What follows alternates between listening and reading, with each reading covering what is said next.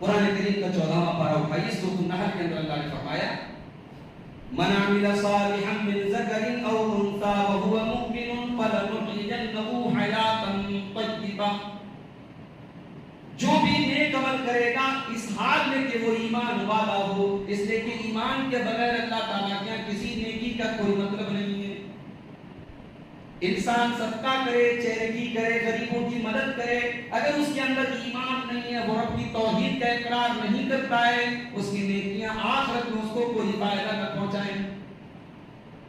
جو انسان ایمان کی حالت میں نیک عمل کرے، من ذکر او انثى، چاہے وہ مرد ہو چاہے وہ عورت ہو، اللہ تعالیٰ گارنٹی دے رہا ہے فَلَنُحْيِيَنَّهُ حَيَاةً طَيِّبَةً، ہم اسے ایک پاکیزہ زندگی دنیا میں عطا فرمائیں گے، اسے ایک پرسکون زندگی عطا فرمائیں گے، اسے ایک خوشحال زندگی عطا فرمائیں گے، وَلَنَجْزِيَنَّهُمْ أَجْرَهُمْ بِأَحْسَنِ مَا كَانُوا يَعْمَلُونَ، اور آخرت میں بھی اس کے اعمال کا بہترین بدلہ دیں گے۔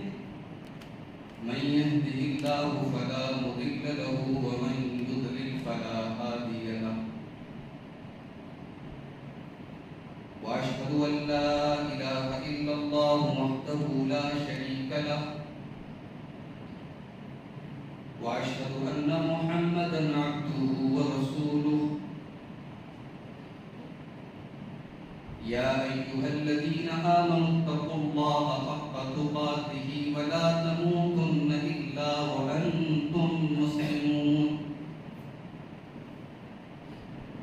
يا ايها الناس اتقوا ربكم الذي خلقكم من نفس واحده وخلق منها زوجها وبث منهما رجالا كثيرا ونساء، واتقوا الله الذي تساءلون به والأرحام إن الله كان عليكم رقيبا، يا أيها الذين آمنوا اتقوا الله وقولوا قولا سديدا يصلح لكم أعمالكم ويغفر لكم ذنوبكم، ومن يطع الله ورسوله فقد فاز فوزا عظيما، أما بعد فإن خير الحديث كتاب الله، وخير الهدي هدي محمد صلى الله عليه وسلم، وشر الأمور محدثاتها وكل محدثة بدعة وكل بدعة ضلالة وكل ضلالة في النار۔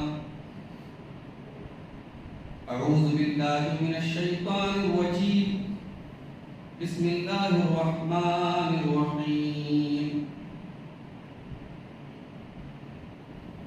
من عمل صالحا من ذكر أو أنثى وهو مؤمن فلنحيينه حياة طيبة ولنجزينهم أجرهم بأحسن ما كانوا يعملون۔ محترم حاضرین جمعہ، دنیا میں ہر انسان یہ چاہتا ہے کہ وہ ایک خوشگوار زندگی گزارے، ایک خوشحال زندگی گزارے، اور یہ جو خوشگوار زندگی کی چاہت ہے اس میں کسی کو کوئی اختلاف نہیں، مسلمان بھی یہی چاہتا ہے، غیر مسلم بھی یہی چاہتا ہے، امیر بھی یہی چاہتا ہے، غریب بھی یہی چاہتا ہے، سماج کا ہر طبقہ، معاشرے کا ہر شخص اسی جستجو اور اسی تلاش میں ہے کہ ایک خوشگوار زندگی وہ کیسے گزارے۔ اچھا، اب خوشگوار زندگی کا مطلب کیا ہوتا ہے؟ خوشگوار زندگی کا مطلب دولت کی کثرت نہیں ہے، ورنہ بہت سارے دولت مند لوگ ہیں ان کی زندگی میں سکون نہیں۔ خوشگوار زندگی کا مطلب یہ بھی نہیں کہ بال بچوں کی کثرت ہو، بہت سارے لوگ ہیں صاحب اولاد ہیں، پریشان ہیں اپنی اولاد سے۔ خوشگوار زندگی کا مطلب ایک عالی شان مکان بھی نہیں، بہت بڑے بڑے لوگ بڑی بڑی بلڈنگوں میں رہتے ہیں مگر ان کی زندگی میں سکون قلب نام کی، دل کے سکون نام کی کوئی چیز نہیں۔ تو معلوم یہ ہوا کہ خوشگوار زندگی کا اصل تعلق انسان کے دلی سکون سے. جب تک زندگی میں سکون نہ ہو، دل پرسکون نہ ہو، تب تک خوشگوار زندگی نہیں حاصل ہو سکتی.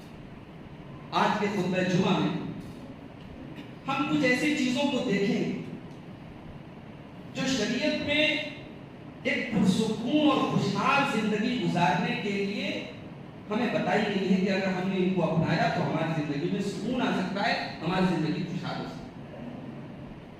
اس بات کی گارنٹی تو نہیں کہ آپ کے پاس پیسہ بہت زیادہ ہوگا، اس بات کی بھی گارنٹی نہیں کہ آپ کے زمین اور جائیداد میں اضافہ ہو جائے گا، مگر اس بات کی گارنٹی ہے کہ اگر آپ نے ان چیزوں کو اپنا لیا، ہم نے اپنا لیا، تو ہماری زندگی میں سکون آ جائے گا، ہماری زندگی میں خوشحالی آ جائے گا. اس میں جو سب سے پہلی چیز ہے وہ ہے ایمان اور نیک عمل. قرآن کریم میں آپ بار بار پڑھتے ہوں گے الذین آمنوا وعملوا الصالحات، الذین آمنوا وعملوا الصالحات. ایمان کے بغیر زندگی کیا ہے میرے بھائی؟ انسان لاکھ دنیا میں نام کما لے، عزت کما لے، شہرت کما لے، اور اس کی زندگی میں اللہ تبارک و تعالیٰ کے اوپر ایمان نہیں، ایسی زندگی کس کا؟ انسان اپنے خالق کو نہ پہچانے، انسان کی پیشانی اس کے رب کے آگے نہ جھکے، ایسا انسان دنیا میں لاکھ ترقی کر لے، اس کی چمک دمک بہت زیادہ ہو جائے، مگر اس کی زندگی میں خوشحالی اور سکون نہیں آ سکتا، نہ اس دنیا میں نہ اس دنیا میں. پہلی چیز یہ ہے کہ انسان ایمان والا بن جائے، نیک عمل کرنے والا. قرآن کریم کا 14واں پارہ اٹھائیے، سورۃ النحل کے اندر اللہ نے فرمایا من عمل صالحا من ذکر او انثى وهو مؤمن فلنحيينه حیاة طیبہ. جو بھی نیک عمل کرے گا اس حال میں کہ وہ ایمان والا ہو، اس لیے کہ ایمان کے بغیر اللہ تعالیٰ کے کسی نیکی کا کوئی مطلب نہیں ہے. انسان صدقہ کرے، چیریٹی کرے، غریبوں کی مدد کرے، اگر اس کے اندر ایمان نہیں ہے، وہ رب کی توحید کا اقرار نہیں کرتا ہے، اس کی نیکیاں آخرت میں اس کو کوئی فائدہ نہ پہنچائیں. جو انسان ایمان کی حالت میں نیک عمل کرے، من ذکر او انثى، چاہے وہ مرد ہو چاہے وہ عورت ہو، اللہ تعالیٰ گارنٹی دے رہا ہے فَلَنُحْيِيَنَّهُ حَيَاةً طَيِّبَةً، ہم اسے ایک پاکیزہ زندگی دنیا میں عطا فرمائیں گے، اسے ایک پرسکون زندگی عطا فرمائیں گے، اسے خوشحال زندگی عطا فرمائیں گے. وَلَنَجْزِيَنَّهُمْ أَجْرَهُمْ بِأَحْسَنِ مَا كَانُوا يَعْمَلُونَ، اور آخرت میں بھی اس کے اعمال کا بہترین بدلہ دیں گے.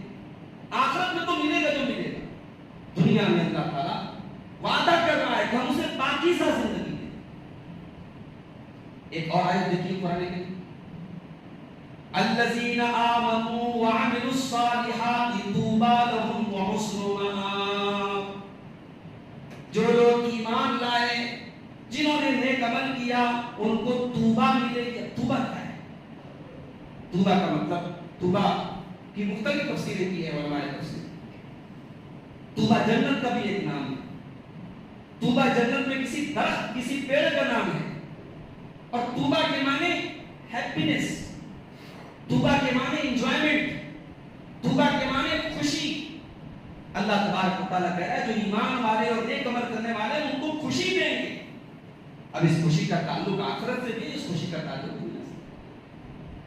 الذین آمنوا وعملوا الصالحات طوبی لهم وحسن مآب. ان کو اللہ تعالیٰ دنیا اور آخرت میں خوشیاں عطا فرمائے گا، وہ حسن و مآب اور بہترین ٹھکانہ یعنی جنت عطا فرمائے گا. تو ایمان اور نیک عمل یہ کامیابی اور دنیا میں خوشحال زندگی کا پہلا زینہ ہے. اور اس کا اپوزٹ کیا ہے؟ انسان اگر ایمان سے محروم ہے، انسان اگر توحید سے محروم ہے، تو قرآن کریم میں اللہ اپنے نبی سے کہہ رہا ہے فَلَا يَغُرَّنَّكَ تَقَلُّبُ الَّذِينَ كَفَرُوا فِي الْبِلَادِ. اے نبی، جنہوں نے اللہ کا انکار کیا، جنہوں نے رسول کا انکار کیا، جو ایمان نہیں لائے، ان کے آپ دنیا بھر میں گھومنے پھرنے کو دیکھ کر کے آپ دھوکہ نہ کھائیں. ان کی ظاہری چکا چوند سے آپ دھوکہ نہ کھائیں، وہ بڑے برے انجام کو پہنچے گا. ایمان نہیں ہے تو انسان دنیا میں اگر مان لو دنیاوی اعتبار سے وہ کامیاب ہو بھی جائے، ایسی کامیابی کس کام کی؟ 40 سال 50 سال کی زندگی میں آدمی کامیاب ہے اور پھر ہمیشہ کے لیے نہ. اور حقیقت یہ ہے کہ ایمان اگر نہیں ہے تو کہیں نہ کہیں دنیا میں بھی انسان کو بچتا ہے۔ سورہ طٰہٰ کے اندر اللہ نے فرمایا وَمَنْ أَعْرَضَ عَنْ ذِكْرِي فَإِنَّ لَهُ مَعِيشَةً ضَنْكًا، جو میرے ذکر سے منہ موڑے گا، جو میری شریعت سے منہ موڑے گا، جو میرے دین سے منہ موڑے گا، ہم اس کی زندگی کو تنگ بنا دیں گے۔ وَنَحْشُرُهُ يَوْمَ الْقِيَامَةِ أَعْمَىٰ، اور قیامت کے دن اسے اندھا بنا کر کے اٹھائیں گے۔ قَالَ رَبِّ لِمَ حَشَرْتَنِي أَعْمَىٰ وَقَدْ كُنتُ بَصِيرًا، انسان کہے گا اے اللہ تو مجھے اندھا بنا کے کیوں اٹھا رہا ہے، میں تو دنیا میں اچھا بھلا دیکھنے والا تھا۔ اللہ فرمائے گا قَالَ كَذَٰلِكَ أَتَتْكَ آيَاتُنَا فَنَسِيتَهَا، میرے بندے ہماری آیتیں تیرے سامنے پڑھی گئی، ہمارا ذکر تیرے سامنے کیا گیا، تو نے بھلا دیا، تو نے دیکھ کر کے اندیکھا کر دیا۔ وَكَذَٰلِكَ الْيَوْمَ تُنسَىٰ، آج تجھے بھی بھلایا جا رہا ہے، آج اللہ کی رحمت تیرے اوپر نازل نہیں ہوں۔ تو یہ پہلی چیز ہے ایمان اور دوسری چیز ہے نماز۔ ایک مومن اگر زندگی میں خوشحالی اور سکون چاہتا ہے، اس کی لائف میں، اس کی زندگی میں نماز کے لیے ٹائم ہونا چاہیے۔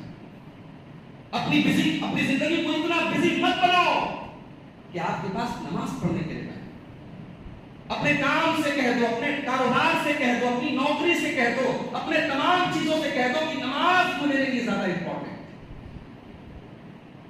نماز کیا ہے میرے بھائی؟ نماز یہ بندے کو مومن کے ساتھ کنیکٹ کرتی ہے۔ یہ 5 ٹائم آپ کے رب کے ساتھ تعلق ہے۔ انسان جب اللہ کی بارگاہ میں سجدہ کرتا ہے نا، اس سے زیادہ قریب بندہ کبھی اپنے رب سے، اللہ کے رسول کی حدیث ہے اقرب ما یکون العبد من ربہ وهو ساجد فاکثر الدعاء، بندہ اپنے رب سے سب سے زیادہ اگر قریب ہوتا ہے تو سجدے کی حالت میں قریب ہوتا ہے، اس لیے سجدے کی حالت میں زیادہ دعا کیا کرو۔ کہ اللہ کے رسول صحیح مسلم کی حدیث ہے۔ زندگی میں پرابلمز آئے، ٹینشن آئے، بال بچوں کی طرف سے پریشانی ہو، کاروبار کی طرف سے پریشانی ہو، کچھ مت کرو لیکن 5 ٹائم کی نماز کی پابندی۔ یہ نسخہ ہے میرے بھائی، پرابلمز کا سولوشن ہے، یہ ٹینشن کا علاج ہے۔ اللہ کے پیارے حبیب کے بارے میں اماں عائشہ فرماتی ہیں اذا حزبه امر سکتا، جب اللہ کے نبی کے اوپر کوئی مصیبت آتی تھی، کوئی پریشانی آتی تھی، کوئی بڑا معاملہ آتا تھا، آپ نماز میں کھڑے ہو جاتے۔ اس قدر تعلق تھا آپ کو نماز سے، اگر نماز کا وقت ہو جاتا اور حضرت بلال کی طرف سے کوئی کسی وجہ سے اگر اذان میں تاخیر ہو جاتی، آپ کہتے یا بلال ورحنا بالصلاۃ، اے بلال جلدی سے اذان دے دو تاکہ ہم نماز قائم کریں اور نماز کے ذریعے ہمارے دل کو سکون حاصل ہو۔ نبی سے محبت کا دعویٰ تو بہت کیا جا رہا ہے، لیکن ہم نے کبھی یہ سوچا کہ نبی کو سب سے زیادہ کس چیز سے محبت تھی؟ اللہ کے نبی فرمایا کرتے تھے جو علت قرۃ عینی فی الصلاۃ، میری آنکھوں کی ٹھنڈک نماز ہے۔ نماز کے لیے آپ سب کچھ قربان کر سکتے ہیں، نماز کو کسی چیز کے لیے قربان نہیں کیا جا سکتا۔ بھائی سب سے زیادہ مشکل حالت تو جنگ کی ہوتی ہے نا، جنگ کی حالت میں انسان جان اور اپنی جان کی بازی لگا کے جاتا ہے۔ شریعت نے جنگ کے میدان میں بھی نماز معاف نہیں۔ جائیے حدیث کی کتابیں اٹھائیے، باقاعدہ چیپٹر آپ کو ملے گا باب صلاۃ الخوف، ایک الگ نماز کا طریقہ بتایا گیا، پورا سسٹم بتایا گیا کہ جنگ کے میدان میں بھی آپ کو نماز پڑھنی ہے، طریقہ بدل دیا۔ آدھے لوگ نماز پڑھے، آدھے لوگ جنگ کے میدان میں دشمن کے سامنے کھڑے، پھر یہ پڑھ کے آئے، ایک رکعت پڑھ کے آئے تو پھر باقی ایک رکعت پڑھ کے، پورا ایک سسٹم اور ایک طریقہ بتایا۔ یہ ہے نماز۔ وَاسْتَعِينُوا بِالصَّبْرِ وَالصَّلَاةِ، قرآن کریم میں اللہ فرما رہا ہے کہ صبر اور نماز کے ذریعے تم اللہ کی مدد طلب کرو۔ مدد چاہیے اللہ کی تو نماز کے ذریعے مدد طلب کرو۔ حضرت ربیعہ ابن کعب اسلمی ایک صحابی تھے، اللہ کے نبی کی بڑی خدمت کرتے تھے۔ راتوں میں جب دنیا آرام کرتی تھی یہ جاگتے رہتے تھے میرے نبی کو کب پانی کی ضرورت ہے۔ اللہ کے نبی تہجد کے لیے اٹھتے تھے، یہ وضو کا پانی لا کے دیتے تھے، قضائے حاجت کے لیے اللہ کے نبی کو جانا ہے، یہ پانی لا کے دے دیتے تھے، بڑی خدمت کرتے تھے۔ اللہ کے نبی کے دن سے بہت خوش ہوئے۔ اللہ کے نبی نے فرمایا ربیعہ بڑی خدمت کرتے ہو تم میری، کچھ چاہیے تو مانگ لو اس سے۔ ربیعہ کہتے میں بہت غریب آدمی تھا، شادی بھی نہیں تھی، رشتے کی تلاش میں، میرے دل میں آیا میں کیا مانگوں اللہ کے نبی سے۔ اگر میں کہہ دوں اللہ کے نبی مال چاہیے تو اللہ کے نبی کہیں نہ کہیں سے تو ارینجمنٹ کر دیں گے مال کا۔ اگر کہہ دوں شادی کرنا ہے کوئی اچھا رشتہ بتا دیجیے تو ہو سکتا ہے اللہ کے نبی کوئی اچھا رشتہ بتا دے۔ مگر حضرت ربیہ نے مانگا تو کیا مانگا؟ کہا اے اللہ کے نبی اسألک مرافقتک فی الجنہ، اے اللہ کے نبی جب آپ نے پوچھ ہی لیا ہے کہ مانگو تو میں تو یہ چاہتا ہوں کہ جنت میں آپ کی رفاقت مل جائے، آپ کے ساتھ جنت میں رہنے کا موقع مل جائے، میری تمنا۔ اللہ کے نبی نے فرمایا کہ لقد سألت العظیم، اے ربیہ تم نے بہت بڑی چیز مانگی، تمہاری جو یہ مانگ ہے بہت بڑی مانگ ہے، تمہاری ڈیمانڈ بہت بڑی ہے، تم جنت میں نبی کے ساتھ رہنے کی بات کر رہے ہو۔ اچھا چلو ٹھیک ہے، میں دعا کروں گا اللہ سے، میں اللہ سے دعا کروں گا کہ میرے صحابی کو میرے ساتھ جنت میں رہنے کا موقع دیا جائے، مگر تمہیں بھی ایک کام کرنا پڑے گا، اعنی علی ذلک بکثرۃ السجود، اے ربیہ تمہیں زیادہ سے زیادہ سجدہ کرنا ہوگا۔ بھئی زیادہ سجدہ آدمی کیسے کرے گا جب زیادہ نماز پڑھے؟ کہا کہ اے ربیہ تم زیادہ سجدہ کر کے اللہ سے دعا کرو، اور میں بھی دعا کرتا ہوں میری مدد کرو اس دعا کے تعلق سے، تم زیادہ سجدہ کرو۔ تو نماز یہ چیز ہے میرے بھائی، یہ دوسری چیز ہے کہ آپ نماز سکھاؤ۔ نمبر 3، تیسری چیز جو ہے جو ہمیں دنیا میں پرسکون زندگی عطا کر سکتی ہے وہ ہے اللہ کا ڈر، اللہ کا تقویٰ۔ اللہ کا تقویٰ کیا ہے؟ اللہ کا تقویٰ یہ ہے کہ قدم قدم پر آپ کو ایسی چیزیں ملیں، اویلیبل، گناہ کے موقع آپ کو ملے اور آپ اپنے آپ کو گناہ سکتے ہیں۔ حرام کا چانس مل رہا ہے، ایک تو یہ ہوتا ہے کہ حرام کا چانس آپ نے ڈھونڈ رہا ہے، حرام کام کرنے کے لیے، حرام راستہ طے کرنے کے لیے انسان ہاتھ پھیل رہا ہے، اور ایک یہ کہ انسان حلال کے راستے پر چل رہا ہے اور آٹومیٹک حرام چیزیں اس کے سامنے آ رہی ہیں۔ جیسے صحابہ کرام جب حالت احرام میں جاتے تھے، ان کی معیشت کا، ان کی ارتھ ویوستھا کا ایک بڑا دار و مدار شکار کا تھا، وہ شکار کر کے کھاتے پیتے، لیکن حالت احرام میں شکار کرنا منع تھا۔ اب صاحب حالت احرام میں نیل گائے سامنے سے جا رہے، تمام جو جنگلی جانور حلال ہے وہ ان کی آنکھوں کے سامنے سے جا رہے ہیں، مگر وہ ان کا شکار نہیں کر سکتے۔ یہ تقویٰ کا امتحان، اللہ نے اس کو قرآن میں کہا کہ تقویٰ کا امتحان۔ وَمَن يَتَّقِ اللَّهَ يَجْعَل لَّهُ مَخْرَجًا وَيَرْزُقْهُ مِنْ حَيْثُ لَا يَحْتَسِبُ، جو اللہ سے ڈرے گا، جو اللہ کا تقویٰ اختیار کرے گا، اللہ ضرور اس کے لیے مشکلوں سے نکلنے کا کوئی راستہ بنا دے گا۔ وَيَرْزُقْهُ مِنْ حَيْثُ لَا يَحْتَسِبُ، اور اللہ وہاں سے رزق دے گا، وہاں سے روزی دے گا جہاں سے کوئی سوچ بھی نہیں سکتا۔ تقویٰ انسان کو یہ روزی روٹی اور انسان کی مشکلوں سے نکلنے کا ایک بہت بڑا راستہ ہے۔ اسی سورہ طلاق کے اندر اللہ نے فرمایا وَمَن يَتَّقِ اللَّهَ يَجْعَل لَّهُ مِنْ أَمْرِهِ يُسْرًا، جو اللہ سے ڈرے گا اللہ ضرور اس کے معاملے میں، اس کے کام میں آسانی پیدا فرما دے گا۔ انسان اگر تقویٰ کے راستے پر چلے، اللہ سے ڈرے، اللہ کی روزی روٹی کے دروازے کھل جائیں گے، بھائی آسمان و زمین کی برکتیں کھل جائیں گے۔ وَلَوْ أَنَّ أَهْلَ الْقُرَىٰ آمَنُوا وَاتَّقَوْا لَفَتَحْنَا عَلَيْهِمْ بَرَكَاتٍ مِّنَ السَّمَاءِ وَالْأَرْضِ، یہ بستی والے، یہ گاؤں والے، یہ وہ تمام علاقے والے جہاں پر ہمارا عذاب نازل ہوا، اگر یہ اللہ کے اوپر ایمان رکھنے والے ہوتے اور اللہ سے ڈرنے والے ہوتے، لَفَتَحْنَا عَلَيْهِمْ بَرَكَاتٍ مِّنَ السَّمَاءِ وَالْأَرْضِ، تو ہم آسمانوں اور زمین کے دروازے، برکتوں کے دروازے ان کے اوپر کھول دیتے۔ وَلَٰكِن كَذَّبُوا فَأَخَذْنَاهُمْ بِمَا كَانُوا يَكْسِبُونَ، لیکن انہوں نے تقویٰ کے بجائے اللہ کو جھٹلانے کا کام کیا، اس لیے ہم نے اپنا عذاب نازل کیا۔ آج بہت سارے گناہ ہیں ہمارے سماج میں، بہت سارے گناہ ہیں ہمارے سماج میں جن گناہوں کو گناہ سمجھتے ہی نہیں ہیں۔ گناہ کو گناہ نہ سمجھنا یہ بھی تقویٰ کے کمزور ہونے کی نشان۔ حضرت انس رضی اللہ تعالیٰ عنہ اللہ کے نبی کے صحابی اور صحابہ کرام میں بڑی لمبی عمر پانے والے، تقریباً 90 پلس ان کی عمر تھی، لمبی عمر انہوں نے پائی تھی۔ صحابہ کے بعد تابعین کا بھی انہوں نے پورا ایک دور دیکھا۔ حضرت انس اپنے دور کے لوگوں سے کہتے ہیں کہ تم لوگ بہت سارے کام ایسے کرتے ہو جو تمہاری آنکھوں میں ادق فی اعینکم من الشعر، تمہارے لیے وہ بال سے بھی زیادہ باریک ہے، بالکل معمولی ہے، بالکل سمپل ہے، لیکن ہم اللہ کے رسول کے دور میں اس کام کو ہلاک کر دینے والا کام سمجھتے ہیں۔ یہ حضرت انس 2023 کی بات نہیں کر رہے ہیں، صاحب آج کی بات نہیں کر رہے ہیں، یہ حضرت انس اپنے دور کے لوگوں سے، اللہ کے نبی کے بعد آپ کہہ لیجیے تیسری جنریشن، صحابہ کے بعد تابعین کی جنریشن، تابعین کے دور میں حضرت انس کہہ رہے ہیں کہ تم لوگ بہت سارے ایسے کام کرتے ہو جو بال سے زیادہ تمہاری نظر میں باریک ہیں، لیکن نبی کے دور میں ہم اس کو ہلاک کر دیں گے۔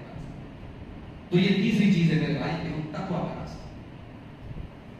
اب چوتھی چیز اسی سے ریلیٹڈ یہ ہے کہ اگر ہمیں اپنی زندگی میں سکون چاہیے تو ظاہر ہے کہ ہم بہت سارے غلط کام کرتے ہیں، انسان ہے بھائی، انسان ہے، ہم سے گناہ ہوتے ہیں، خطائیں ہوتی ہیں۔ اب اگر ہمیں اپنی زندگی میں سکون چاہیے تو ہم توبہ کا راستہ، اللہ سے استغفار کریں اور یہ یقین رکھیں کہ ہمارے اوپر جو مصیبتیں آتی ہیں وہ کہیں نہ کہیں ہمارے گناہوں کے سبب آتی ہیں۔ وَمَا أَصَابَكُم مِّن مُّصِيبَةٍ فَبِمَا كَسَبَتْ أَيْدِيكُم، میرے بندو تمہارے اوپر جو بھی مصیبتیں آتی ہیں وہ تمہارے اپنے کرتوتوں کا نتیجہ ہوتی ہیں۔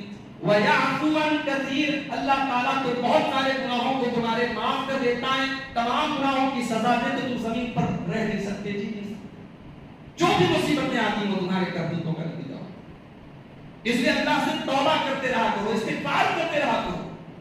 حضرت ہود علیہ السلام اپنی قوم سے کہتے ہیں وَيَا قَوْمِ اسْتَغْفِرُوا رَبَّكُمْ ثُمَّ تُوبُوا إِلَيْهِ، اے میری قوم کے لوگوں تم اللہ سے استغفار کرو، اللہ سے توبہ کرو۔ یُرْسِلِ السَّمَاءَ عَلَيْكُمْ مِدْرَارًا، اللہ تعالیٰ تم پر آسمان سے بہترین بارش نازل فرمائے گا۔ وَيَزِدْكُمْ قُوَّةً إِلَىٰ قُوَّتِكُمْ، اور تمہاری طاقت میں اور اضافہ فرما دے گا، تمہاری طاقت اور بڑھ جائے گی۔ حضرت ہود کی جو قوم تھی نا، قوم عاد، بڑی اسٹرانگ قوم تھی، پہاڑوں کو کاٹ کاٹ کے عمارتیں بناتی تھی، بڑے لمبے چوڑے لوگ تھے۔ حضرت ہود نے کہا تم اللہ سے توبہ کرو، گناہوں سے باز آ جاؤ، اللہ اور طاقت تمہیں دے دے۔ حضرت نوح علیہ السلام اپنی قوم سے کیا کہتے ہیں؟ قرآن کا 29واں پارہ، فَقُلْتُ اسْتَغْفِرُوا رَبَّكُمْ إِنَّهُ كَانَ غَفَّارًا يُرْسِلِ السَّمَاءَ عَلَيْكُمْ مِدْرَارًا وَيُمْدِدْكُم بِأَمْوَالٍ وَبَنِينَ وَيَجْعَل لَّكُمْ جَنَّاتٍ وَيَجْعَل لَّكُمْ أَنْهَارًا۔ اے میری قوم کے لوگ اپنے پروردگار سے استغفار کیا کرو، وہ بہت زیادہ معاف کرنے والا، بخشنے والا ہے۔ وہ تمہیں بارش بھی عطا فرمائے گا، وہ تمہیں مال بھی عطا فرمائے گا، تمہیں اولاد بھی عطا فرمائے گا، تمہارے لیے باغات بھی دے دے گا، تمہارے لیے نہریں بھی جاری کر دے گا۔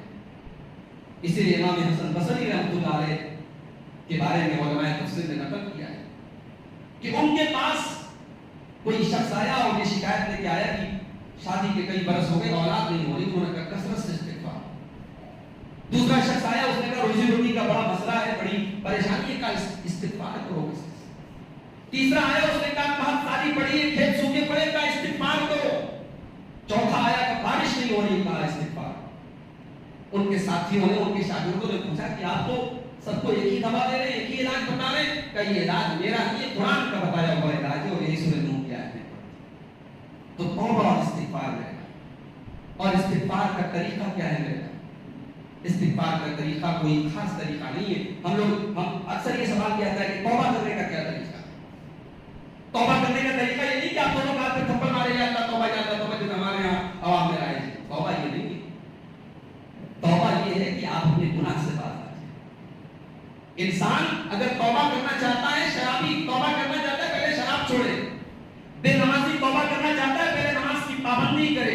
حرام کھانے والا توبہ کرنا چاہتا ہے، پہلے حرام کاروبار بند کرے۔ توبہ کا پہلی سیڑھی یہ ہے کہ آپ گناہ سے باز آ جائیں، اور اس کے بعد آپ اللہ کی بارگاہ میں اپنے الفاظ میں، اپنے انداز میں آپ اللہ سے معافی مانگیں۔ یہی توبہ ہے میرے بھائی۔ اور استغفر اللہ، یہ کہنا زبان سے یا اپنی زبان میں آپ کہتے کہ اللہ میں تیری مغفرت چاہتا ہوں، یہ استغفار ہے۔ تو توبہ اور استغفار بھی انسان کی زندگی میں سکون دیتے ہیں۔ پانچویں چیز دعا۔ دعا بھی بہت بڑا سہارا ہے مسلمان۔ دعا کو کبھی آپ ہلکے میں مت لیجیے۔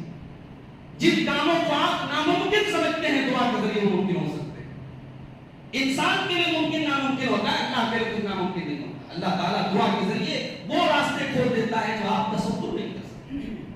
بھائی حضرت موسیٰ علیہ السلام کی دعا ہی پر تو سمندر میں راستہ بن گیا، کوئی سوچ سکتا تھا کہ راستہ بن جائے گا؟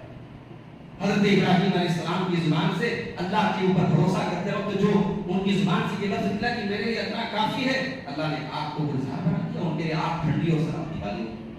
تو دعا کرتے رہے آپ، زندگی میں جو بھی مسائل آئے، پرابلمس آئے، اپنے اور اپنے رب کے درمیان کمیونیکیشن کو جاری رکھیں، دعا کرتے رہے۔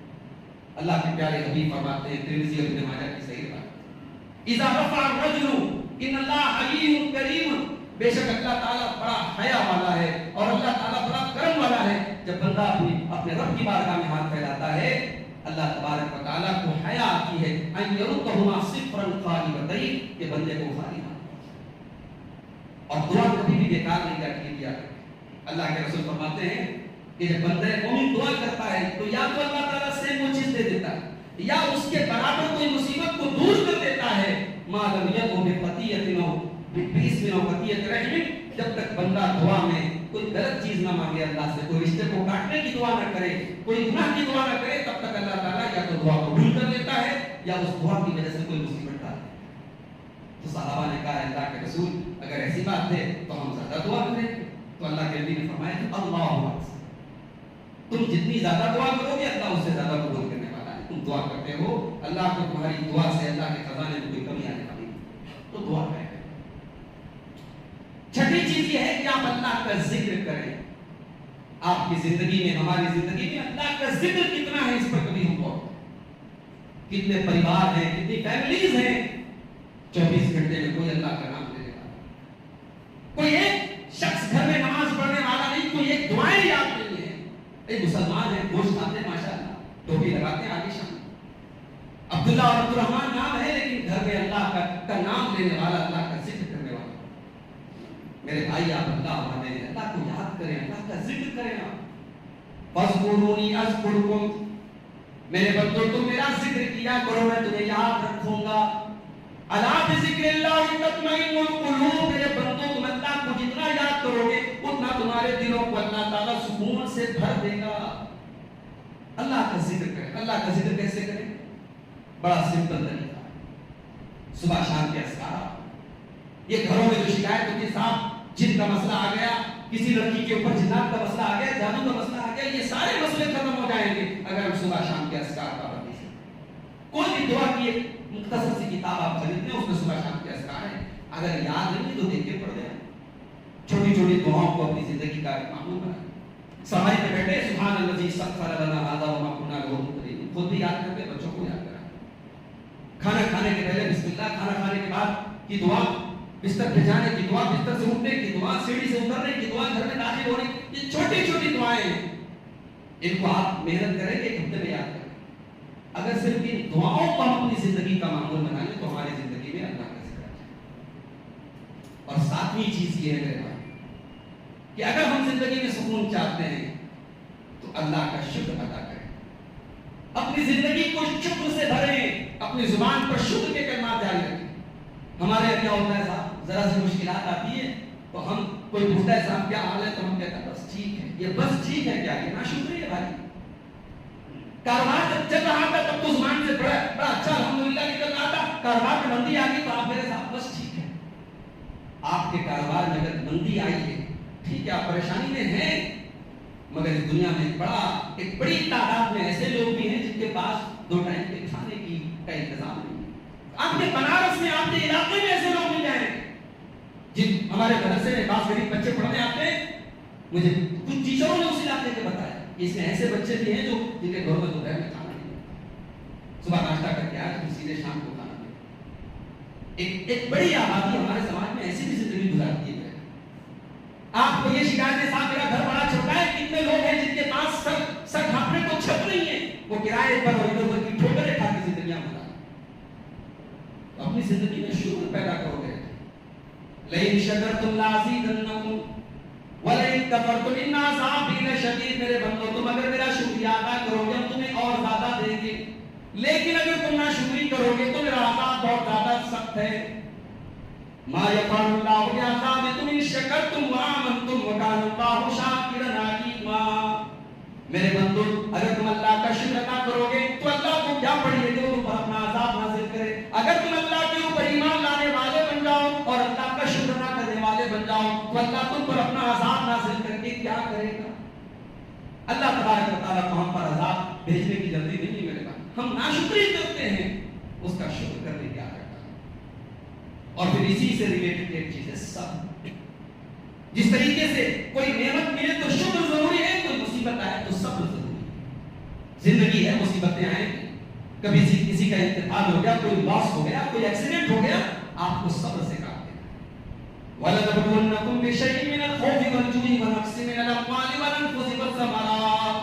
ہم تمہیں خوف کے ذریعے بھی آزمائیں گے, بھوک کے ذریعے بھی آزمائیں گے, جان اور مال کی پھلوں کی کمی کے ذریعے بھی آزمائیں گے, لیکن آزمائشوں میں بشارت اور خوشخبری ان کو ملے گی جو صبر کا دامن تھامے. صبر کا دامن تھامے. اور صبر کا مطلب یہی ہوتا ہے کہ زبان سے کوئی ایسی بات نہ بولی جائے جس سے اللہ ناراض ہو, کوئی ایسی ایکٹیویٹی نہ کی جائے جس سے اللہ ناراض ہو, اپنے ایموشنز پر, اپنے جذبات پر کنٹرول رکھا جائے مصیبت اور پریشانی کے وقت. یہی صبر ہے. اور نویں چیز یہ ہے, اگر زندگی کو خوشحال بنانا ہے تو ہم اللہ کی ذات پر بھروسہ کرنا سیکھیں. وَمَن يَتَوَکَّلْ عَلَى اللَّهِ فَهُوَ حَسْبُهُ. جو اللہ کے اوپر بھروسہ کرتا ہے اللہ اس کے لیے کافی ہے. انسان اپنی تدبیر کرے, اپنا انتظام کرے, اپنی محنت کرے, اپنی کوشش کرے, انجام اللہ کے حوالے چھوڑ دے. یہی توکل ہے. توکل یہ نہیں ہے کہ آپ بیٹھے رہے اللہ کے نام پہ, نہیں. آپ اپنی محنت اور کوشش کے بعد انجام اللہ کی طرف چھوڑ. توکل یہ نہیں ہے کہ آپ دوا نہ کھائیں اور کہیں کہ صاحب اللہ شفا دے گا. توکل یہ ہے آپ دوا کریں, آپ علاج کریں, جو آپ کے لیے پاسبل ہے وہ ساری تدبیریں کریں اور پھر شفا یابی کی دعا اللہ سے کریں. یہ توکل ہے. پچھلے جمعہ میں ہم نے اللہ کے رسول کی ہجرت کے واقعات آپ کے سامنے رکھے. وہ ہجرت کا واقعہ یہی تو بتاتا ہے میرے بھائی کہ اللہ کے نبی نے اللہ کی ذات پر بھروسہ بھی کیا اور اسباب بھی اختیار کیے, سواری کا انتظام کیا, گائیڈ رکھا, 3 دن تک غار ثور میں رہے, تو ساری تدبیر کے ساتھ آپ نے اللہ کی ذات پر بھروسہ. اور آخری چیز قناعت. اپنی اور ہم سب اپنی زندگی میں قناعت پیدا کرے گا. اللہ نے جو دیا ہے اس پر خوش رہنا سیکھیں, بہتر کی کوشش کریں, بہتر کی امید کریں, بہتر کی دعا کریں, مگر جو زندگی آپ کو ملی ہے نا اس پر اللہ کا شکر کریں. کیونکہ دنیا میں بہت سارے لوگ ایسے ہیں جن کے پاس آپ جیسی زندگی بھی, ہمارے جیسی زندگی بھی نہیں. اسی لیے اللہ کے نبی نے ایک نسخہ بتایا کہ اپنے سے کمتر لوگوں کو دیکھا. کبھی موقع ملے ہاسپٹلوں میں جاؤ, دیکھو لوگ دوا علاج کے لیے کتنے پریشان ہیں. غریب آدمی اپنے زمین جائیداد بیچ کے کسی بڑی اور خطرناک بیماری کا علاج پڑ رہا ہے, پریشان ہے. کبھی موقع ملے تو جاؤ اور دیکھو BHU کے ٹراما سینٹر میں کیسی کیسی کٹے پھٹے لوگ آتے ہیں اور روزانہ کتنے ایکسیڈنٹ ہوتے ہیں. آپ کو اللہ تبارک و تعالیٰ نے صحت مند جسم دیا ہے. اگر آپ چین سے 2 وقت کی روٹی کھا رہے ہیں اور آپ کو آپ کے گھر میں سکون ہے, آپ کے گھر میں شانتی اور امن ہے, میرے بھائی بہت بڑی دولت آپ کے پاس ہے. اللہ کے رسول کی حدیث ہے من اصبح منکم آمنا فی, جس انسان کو اللہ تبارک و تعالیٰ اس کے شہر میں, اس کے گھر میں سکون عطا کرے, اس کے جسم میں عافیت عطا کرے اور اس کے پاس 1 دن کا کھانا ہو, سمجھ لو اس کے پاس دنیا جہاں کی دولت ہے. تو قناعت اپنے اندر ہم سب پیدا. یہ 10 باتیں تھی جو میں نے ہم کرتی ہیں. اللہ سے دعا ہے رب العالمین ہم سب کو ان 10 باتوں کو اپنانے کی توفیق عطا فرمائے. رب العالمین ہمیں سے جو لوگ بیمار ہیں ان کو شفا کاملہ عطا فرمائے, جو روزی روٹی سے پریشان ہیں اللہ ان کے خاندان کی برکت نصیب فرمائے. اللہ ہمارے ملک میں امن و امان پیدا کرے. اللہ ہمارے ملک کو ظالموں کے ظلم سے, شریروں کے شر سے محفوظ رکھے.